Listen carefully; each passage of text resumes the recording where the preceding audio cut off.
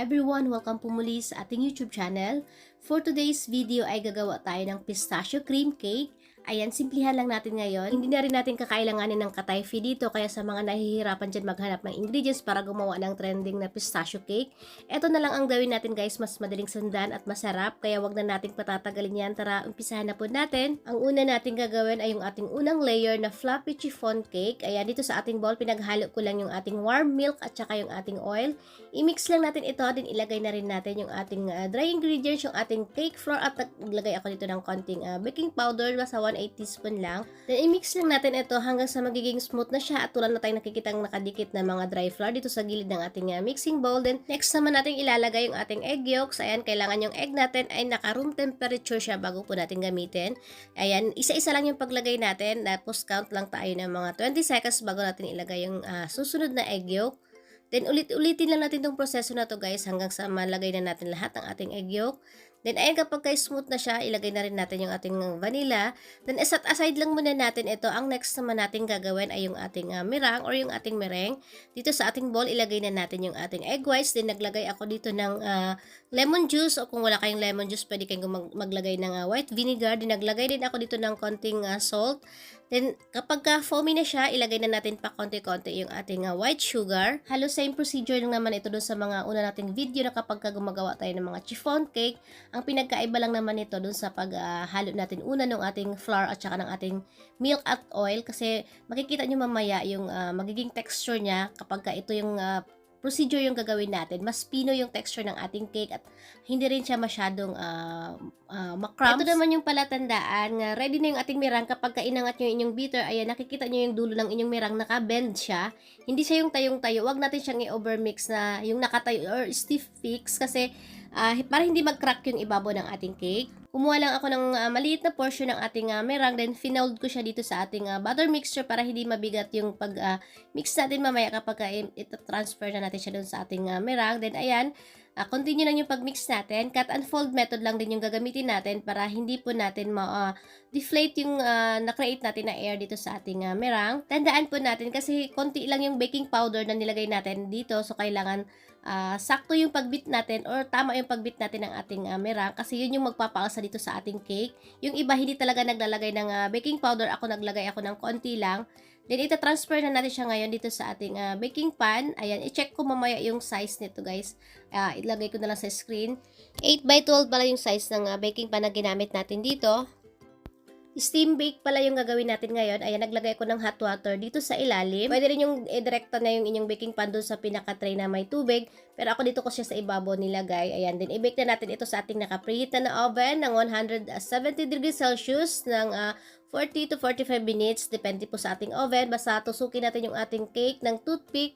Kapag wala nang sumasamang butter mixture, ibig sabihin luto na yung ating cake. Tinransfer ko lang siya dito sa cooling rack, then dito na natin siya palalamigin.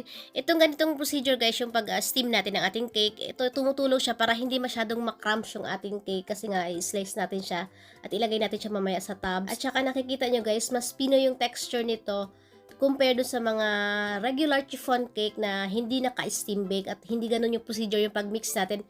Dahil yun dun kanina sa pag-mix muna natin ng ating flour at saka ng ating milk at oil, hinayaan muna natin na ma-dissolve muna yung ating flour bago po tayo naglagay ng ibang ingredients. Ayan, kaya mas pino yung texture nito. Ayan, papakita ko sa inyo guys. Ayan, kahit yung loob niya, ayan, kitang-kita naman natin na napaka-moist at napaka-fluffy nitong cake na ito. Itong ganitong procedure sa paggawa nitong cake na ito ay tinatawag din ito na Castella cake. Then ayan, binawasan ko lang pala ng konti yung ating cake kasi medyo makapal siya at wala na tayong space para maglagay ng icing natin later. Then ayan, magagamit naman natin yung binawas natin mamaya. Malalagay din natin yung dito sa ating tab. Ayan, sa Shopee ko lang pala din ito binili. Ilagay ko rin yung link dun sa ating description box. Then ito naman yung pinagupitan natin. Ayan, pinaghalo-halo or pinagsama-sama ko lang siya. Nakagawa tayo dito ng bali 7 pieces na tabs. Then ayan, meron tayo itong melted chocolate, 1/2 cup ito. Then nag-add ako dito ng pistachio paste or pistachio cream yung ginawa natin nakaraan. Pero kung hindi naman ito available sa inyong kitchen, kung wala kayong pistachio paste or cream, pwede naman yung pistachio flavoring na lang yung ilalagay natin dito sa ating melted chocolate. Then dito sa ating isang measuring cup, ilagay lang natin yung ating powder milk at saka powder sugar dito sa ating whipping cream. Ayan, Everwhip pala yung ginamit ko dito. Then, i-beat lang natin ito hanggang sa mag-soft fix lang siya. Then, tsaka natin ilagay muna yung ating yung melted chocolate kanina na may pistachio cream. Again, kung wala po kayong pistachio cream, pwedeng pistachio flavoring na lang yung gagawin natin or ilalagay natin. Marami nito sa Shopee. Or kung gusto nyo, ilagay ko rin yung link dun sa description box para hindi na po kayo maghirapan maghanap. Medyo napuputlaan lang ako sa kulay niya, kaya naglagay ako dito ng konting pistachio flavoring. Pwede ring food coloring yung ilagay natin kung nakulangan tayo sa color niya. Then ayan, kapag stiff mix na yung ating whipping cream, pwede na ito. Ilagay ko lang siya dito sa piping bag para hindi tayo mahirapan mag-pipe doon sa ating tubs or doon sa ating cake. Pwede din naman diretso nyo na yung paglagay nyo ng inyong icing dito sa inyong cake. Ayan, then i-spread pa naman natin to after natin i-pipe yung ating icing.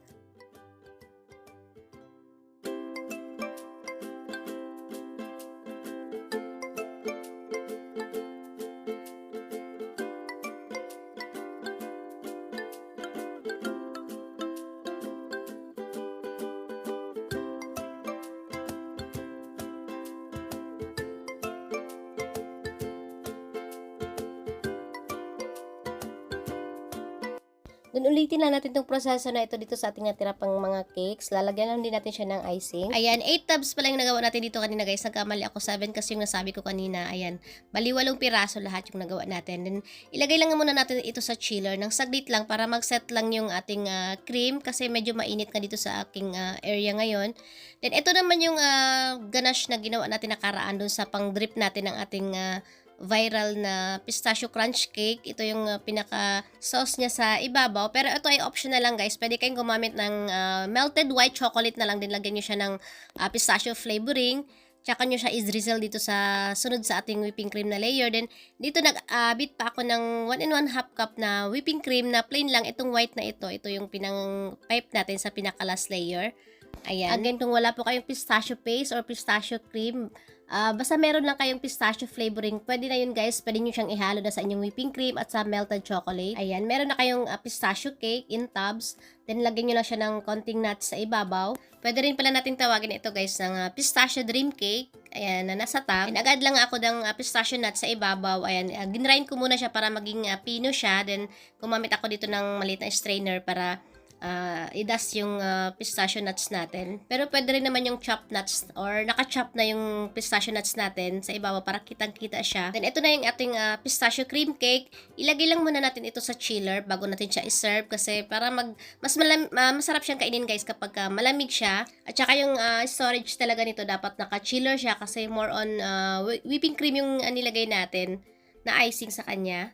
Kaya hindi siya pwede naka-expose sa labas, lalo na ngayon napakainit nung panahon natin ngayon dito sa Pinas. Then, ayun, tatakpan lang natin siya ngayon. Naglagay ako dito ng sticker.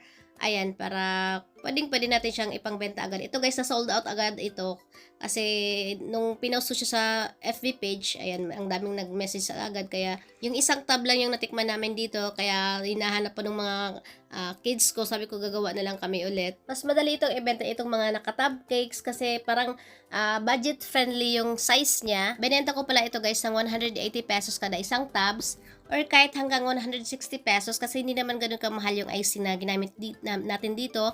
Mura lang naman yung Everwhip guys, nasa 240 plus lang ata yung bili namin sa grocery. Pero again, depende pa rin po yun sa mga ingredients na gagamitin natin. Mas maganda kung mag-costing pa rin po tayo. Ayan, titikman na natin ngayon yung ating pistachio cream cake. Napakasarap din itong pistachio cream cake na ito kung gusto mo yung parang light lang or yung hindi heavy na pagka pistachio cake. Ito yung bagay sa'yo guys, yung parang light lang siya, hindi siya ganun katamis, saktong-sakto lang yung lasa niya. Then lasang-lasa mo pa rin yung pistachio na nilagay natin kanina dun sa ating icing. At yung pinaka-cake base natin, napaka-light and fluffy niya. Para tayong kumakain dito ng ice cream na may cake. Parang ice cream cake nga. Pwede siyang tawaging ice cream cake. Tapos ilagay lang natin siya sa freezer. Ayan, ice cream cake na yung tawag sa kanya. Kung ayaw nyo naman siya ilagay sa tub cakes, pwede nyo rin pa rin siyang i-bake doon sa mga, yung aluminum pan, pwede rin po doon. Or pwede nyo siyang gawing cake layer. Ayan, sana man natutunan kayong bago ngayon dito sa ating ginawang video. Kita-kits po tayo ulit sa aking susunod pa mga videos sa mga bagong pasok po dito sa ating YouTube channel.